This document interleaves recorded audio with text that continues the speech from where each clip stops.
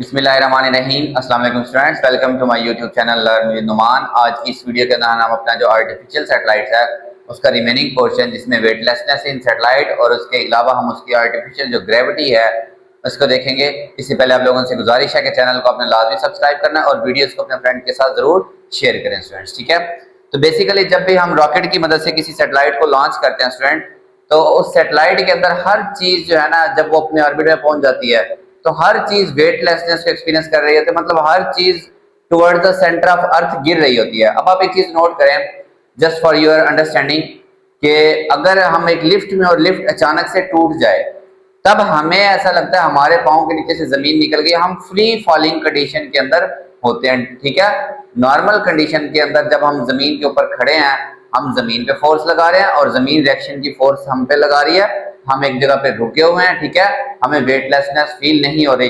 लेकिन अगर जमीन ऊपर की तरफ कोई फोर्स नहीं लग रही, सिर्फ आप नीचे की तरफ फोर्स लगा रहे हैं, इसको कहते हैं वेटलेसनेस, ठीक है।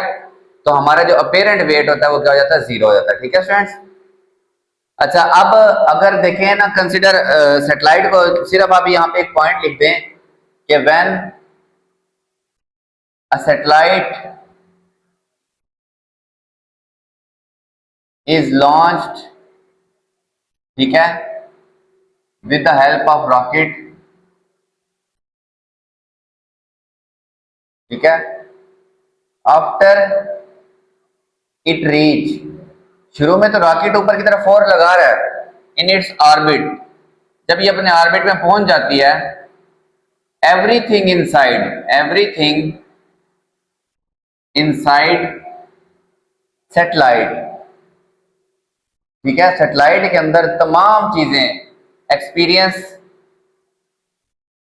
वेटलेसनेस, हर एक चीज को ऐसा महसूस होता है कि उनका कोई वजन नहीं है, ठीक है। अच्छा, इसको प्रॉब्लम को समझने के लिए हम कंसीडर करते हैं satellite of mass m,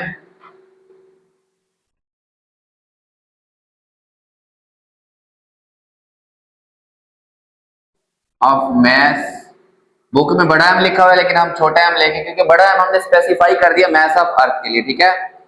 revolving around earth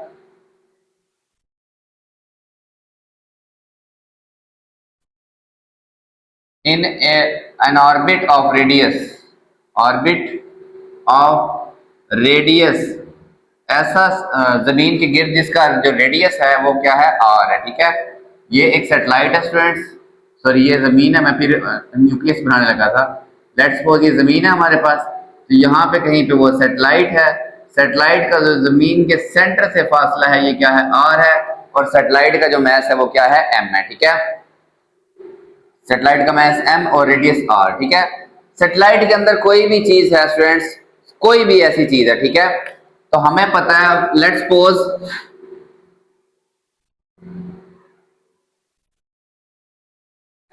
a body या ऑब्जेक्ट, ठीक है, सस्पेंडेड विद अ स्प्रिंग, एक चीज है जो स्प्रिंग के साथ अटैच है, ठीक है, इनसाइड द सैटेलाइट के अंदर, ठीक है।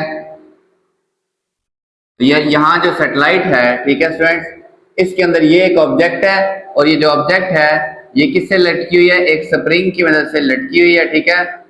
इसका वेट डाउनवर्ड है W, और W क्या होता है mg, और टेंशन इन स्प्रिंग वो क्या है, अपवर्ड है, ठीक है। तो जो अब आपको पता है सैटेलाइट हर वक्त जमीन की तरफ गिर रही है, इसका मतलब ये ऑब्जेक्ट भी क्या कर रही है, जमीन की तरफ गिर रही है।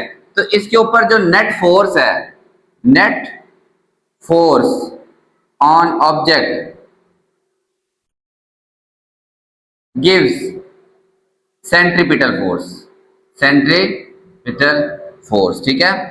देखिए ना उस पर कितनी फोर्सेस लग रही हैं, एक उसके वेट की जो डाउनवर्ड है और एक टेंशन की जो किस तरफ है, अपवर्ड है, ठीक है। ठीक है स्टूडेंट्स, इसको हम क्या कह सकते हैं, नॉर्मल की फोर्स भी कह सकते हैं, फोर्स ऑफ नॉर्मल, ठीक है, बुक में जैसे लिखा हुआ है, ठीक है। अपवर्ड, नॉर्मल की फोर्स जो अपवर्ड लग रही है, वेट उसका कहां लग रहा है, डाउनवर्ड लग रहा है, ठीक है। अब क्योंकि ये नीचे गिर रही है, हमेशा ये ऑब्जेक्ट नीचे की तरफ गिर रही है, वो अलग बात है कि इसकी जो ऑर्बिटल वेलोसिटी है इसको आगे ले जाती है, वेट नीचे लेके आ रहा है स्टूडेंट्स, ठीक है।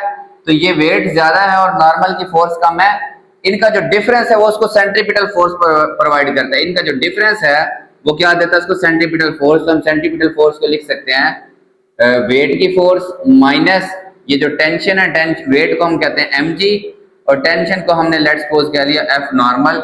ये वो फोर्स है, ठीक है, जो उसको ऊपर की जानिब रोके हुए है। अगर ये फोर्स जीरो ही तो क्या यहाँ पे क्या प्रूव हो जाएगा कि इसका कोई भी वेट या मैस नहीं है। देखिए स्प्रिंग जैसे वो स्प्रिंग वाला मैस वाला होता है, ठीक है, जिसे हम स्प्रिंग के साथ कोई चीज लटका के उसका मैस मालूम करते हैं। अगर ये फोर्स जीरो हुई इसका मतलब उस चीज का वेटलेसनेस हो जाएगा, उसका कोई भी वेट नहीं होगा, ठीक है।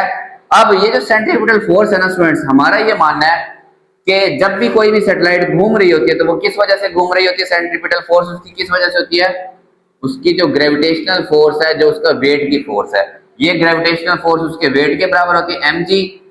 w ये किसके इक्वल होती है, w, और w किसके इक्वल होता है mg, और सेंट्रीपिटल फोर्स का फार्मूला होता है mv²/r, ठीक है। यहां से ये m से कैंसिल, तो g की वैल्यू आई v²/r, ठीक है। तो ये जो सेंट्रीपिटल फोर्स है इसका फार्मूला mv²/r, ठीक है, ये m एज इट इज, और इस g की वैल्यू क्या निकली mv²/r, mv²/r माइनस fn। अच्छा स्टूडेंट्स, ये वाला इससे क्या हो जाएगा कैंसिल, ये माइनस fn इक्वल टू 0, तो हम कह सकते हैं f नॉर्मल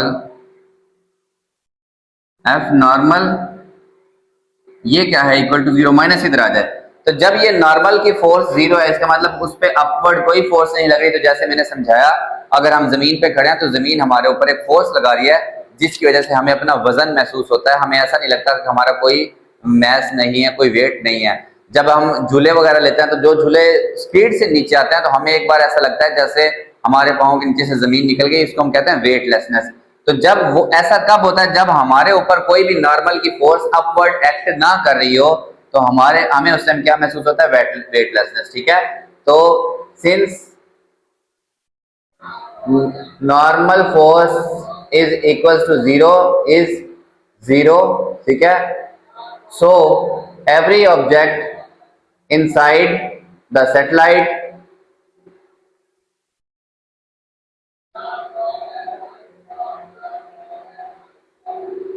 फील्स वेटलेसनेस, ठीक है, उसको क्या महसूस होता है कि उसका कोई भी वेट नहीं है। ओके स्टूडेंट्स, अब हम जब एक चीज के अंदर देखें ना, सैटेलाइट के अंदर, इसके अंदर लेट्स सपोज साइंटिस्ट भी है, जैसे स्पेस स्टेशन है हमारा, ठीक है, तो यहाँ तो वेटलेसनेस होगी, तो फिर काम कैसे करेंगे, क्या वो हवा में तैरते ही रहेंगे, ठीक है, चीजें पकड़ पकड़ के इधर उधर जाएंगे, ऐसा होता है। लेकिन फिर ये क्या क्रिएट करते हैं स्टूडेंट्स, आर्टिफिशियल ग्रेविटी, ठीक है, इसी से रिलेटेड टॉपिक है।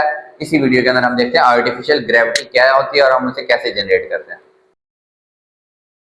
अच्छा स्टूडेंट्स देखें, अगर अब हमारे पास एक स्पेस क्राफ्ट ने या सैटेलाइट ने एक लंबे अरसे तक फिजा में रहना है, ठीक है, तो डेफिनेटली इसके अंदर एस्ट्रोनॉट्स होंगे और वो वेटलेसनेस के अंदर काम नहीं कर सकते, उन्हें डिफिकल्टी पेश आएगी। तो वहां पे फिर सैटेलाइट क्या करती है, आर्टिफिशियल सिस्टम के जरिए आर्टिफिशियल ग्रेविटी जनरेट करती है, ठीक है। तो कंसिडर करते हैं सैटेलाइट, ठीक है, whose outer radius is r, outer radius is r, इसका बाहर वाला रेडियस r है। ये सैटेलाइट है, लेट्स सपोज, इसकी ना कई शेप्स होती हैं, जिस तरह की मर्जी, मे भी एक बिल्कुल सर्कल की फॉर्म में हो, ठीक है। ये एक सैटेलाइट है जिसका बाहर वाला ये रेडियस कितना है स्टूडेंट्स, r है। ये कितना है, ये सेंटर से लेके, ठीक है। अच्छा ये क्या करेगी, it spins about its axis, ये अपनी ही एक्सिस के गिर्द क्या करेगी, स्पिन करेगी with angular velocity, angular velocity इसी यूनिट में हमने पढ़ा, एंगुलर वेलोसिटी क्या होती है, omega. So its angular acceleration can be given by r omega का स्क्वायर, ठीक है। एक्सेलरेशन का क्या रिलेशन है एंगुलर वेलोसिटी के साथ, आर ओमेगा का स्क्वायर, ठीक है। ये जो एंगुलर एक्सेलरेशन है ना स्टूडेंट्स, बेसिकली अब हम इसको ग्रेविटी के इक्वल रखेंगे, ठीक है, क्योंकि ये सेंट्रीपिटल एक्सेलरेशन भी है, ठीक है। आप इसको एंगुलर एक्सेलरेशन लिखें या फिर सेंट्रीपिटल एक्सेलरेशन लिखें, ये आपके पास किसके इक्वल है, आर ओमेगा स्क्वायर के। अब ओमेगा हमें पता है, ओमेगा होता है theta by T, angular displacement क्या होता है, थीटा बाय टी। अब थीटा क्योंकि उसका पूरा एक गोल चक्कर 2 पाई, कंप्लीट रेवोल्यूशन किसके इक्वल होता है 2 पाई, और पूरा एक चक्कर काटने के लिए जितना टाइम रिक्वायर्ड होता है उसको कहते हैं टाइम पीरियड, ठीक है। Theta is equal to 2 pi 1 complete revolution, ठीक है, एक पूरा गोल चक्कर, और t is equal to time period for 1 round trip, यानी कि यह एक पूरे चक्कर के लिए जितना टाइम लगेगा उसको कहते हैं टाइम पीरियड। यहां से आ जाएगा ये 2 पाई बाय टी, मैं यहां पुट कर देता हूं तो सेंटीमीटर एक्सेलरेशन आ जाएगी आर 2 पाई बाय टी और इसका स्क्वायर, ठीक है, r as it is 4 pi square divide by t का स्क्वायर। अब टाइम पीरियड और फ्रीक्वेंसी एक दूसरे के इनवर्सली रिलेटेड होते हैं, ठीक है। टाइम पीरियड क्या होता है 1 बाय एफ, तो ये नीचे स्क्वायर है तो एफ ऊपर लिखेंगे, 4 पाई टी का स्क्वायर है तो एफ का भी क्या होगा, स्क्वायर होगा, ठीक है। अगर ये 1 ओवर टी स्क्वायर लिखा हुआ है तो फिर ये किसके इक्वल होगा, एफ स्क्वायर का, तो ये 1 ओवर टी स्क्वायर ही है ना, इसकी जगह मैं यहाँ लिख दूंगा एफ स्क्वायर। 2 का स्क्वायर 4, पाई का स्क्वायर पाई स्क्वायर और टी का स्क्वायर टी स्क्वायर, फिर टाइम पीरियड और फ्रीक्वेंसी एक दूसरे का उल्टा है, तो ये आ जाएगी आपके पास सेंटीपिटल एक्सेलरेशन, भी हम इसी को कहेंगे क्योंकि इसी की वजह से वो क्या करेगी, रोटेट करेगी, ठीक है। अब यहां से अगर हम फ्रीक्वेंसी निकालना चाहें, सेंटीपिटल एक्सेलरेशन 4 पाई स्क्वायर, अच्छा रेडियस मैंने गलत लिखा, सॉरी, यहाँ हम बड़े वाला आर लिखेंगे क्योंकि हमने खुद कहा कि उसका जो रेडियस है वो क्या है, आर है, ठीक है स्टूडेंट्स। और बाद में दोनों तरफ ले लेंगे स्क्वायर रूट, ठीक है स्टूडेंट्स। तो यहां से हमारे पास ये फ्रीक्वेंसी आई, ये इससे स्टूडेंट्स कैंसल, 4 का स्क्वायर रूट 2, लेकिन बटे में पाई का स्क्वायर है तो वो स्क्वायर रूट से कैंसल, तो पाई भी पाई, ब्रैकेट में बचेगा ए सी ओवर आर। तो याद रखें ये जो सेंटीपिटल एक्सेलरेशन है ये उसको किसकी वजह से मिलती है, ग्रेविटेशनल पुल की वजह, जमीन की ग्रेविटी की वजह से, ठीक है, जी ओवर आर, ठीक है। अब देखें बेसिकली जब हमें उस सैटेलाइट का रेडियस पता होगा, हमारी सैटेलाइट का खास साइज होगा, तो हम उसकी वो फ्रीक्वेंसी निकालेंगे जिस पे इसकी वैल्यू क्या आएगी 9.8, क्या आएगी 9.8। जब वैल्यू आएगी तो ये ग्रेविटी, जमीन की ग्रेविटी की क्या हो जाएगी, इक्वल, तो वहां वेटलेसनेस महसूस नहीं होगी, ठीक है स्टूडेंट्स। ये चीज गौर से समझे, सैटेलाइट का हमें रेडियस पता होगा, हम उसकी फ्रीक्वेंसी निकालेंगे, यहाँ 9.8 पुट करेंगे, तो जब हम उसको इस फ्रीक्वेंसी से घुमाएंगे उस वक्त उसके अंदर आर्टिफिशियल ग्रेविटी क्या होगी, प्रोड्यूस हो जाएगी और वेटलेसनेस वहां से क्या हो जाएगी स्टूडेंट्स, खत्म हो जाएगी, ठीक है। तो होप सो आप लोगों को ये टॉपिक समझ आया होगा, तो चैनल को आपने लाजमी सब्सक्राइब करना है और वीडियोस को अपने फ्रेंड्स के साथ जरूर शेयर करें। अल्लाह हाफिज़ फ्रेंड्स।